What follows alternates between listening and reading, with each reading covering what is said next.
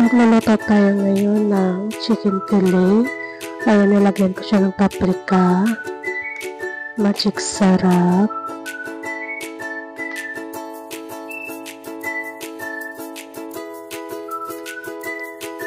Flour.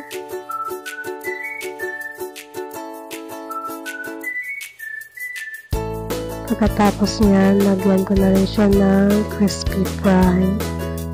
Tapos,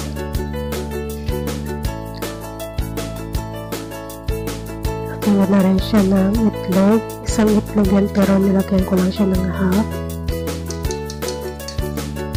Depende sa inyo kung ano ang gusto nyo. Damihan nyo ba or half lang. Sa akin kasi, para tipid, half lang ang nilalagay ko.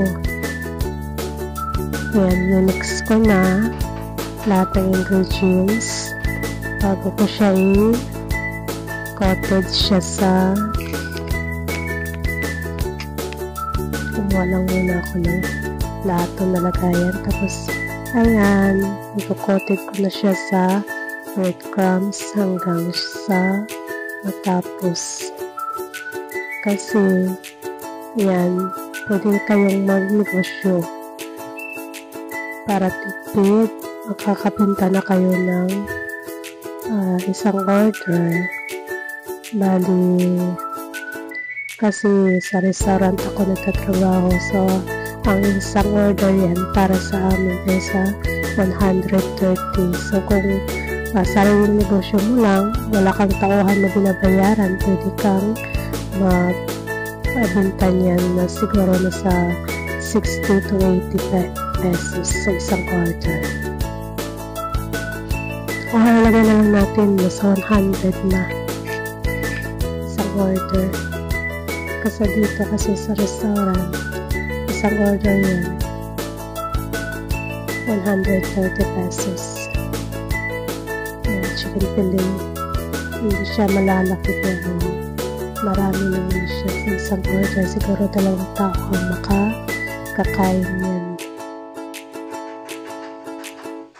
Yan, hanggang sa matapos yan, kinukoated sa breadcrumbs. Yan yung version dito sa restaurant na pinatrabahuhan ko. Chicken fillet coated with breadcrumbs. Yan, ganyan lang kasimple.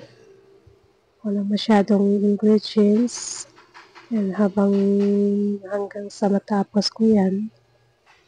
Pagkatapos yan, ipiprito ko yan siya sa mainit na mantika. Ayan, tapos na. Ayan na yung kinalabasan. Ayan, nagpapainit na ako ng mantika kasi ipiprito ko na siya dyan. Ayan, yan siya lahat, 130 pesos. Ayan, yung try ko pa sa kutsilyo, akala ko sisirit, hindi pala.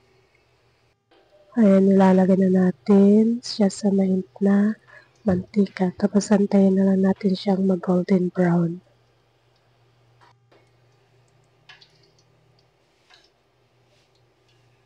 Habang nagpapa-golden brown ako, yan, naantay lang natin siyang maluto. Kasi yan, may nag-order. Isang order yan, nasa 130 pesos. So, marami na rin siya. 2 tao ang makakakain. Tapos, bili ka na lang din ng kanin. Marami na. Kaya, best seller namin yan dito sa aking trabaho, yung chicken fillet. Ayan. Ililipat ko na siya sa tiyansang.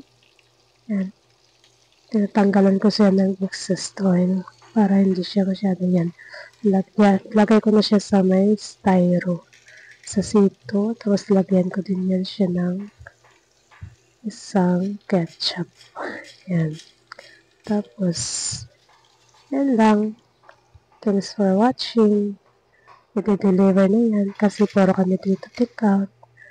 If you like my video, like and share.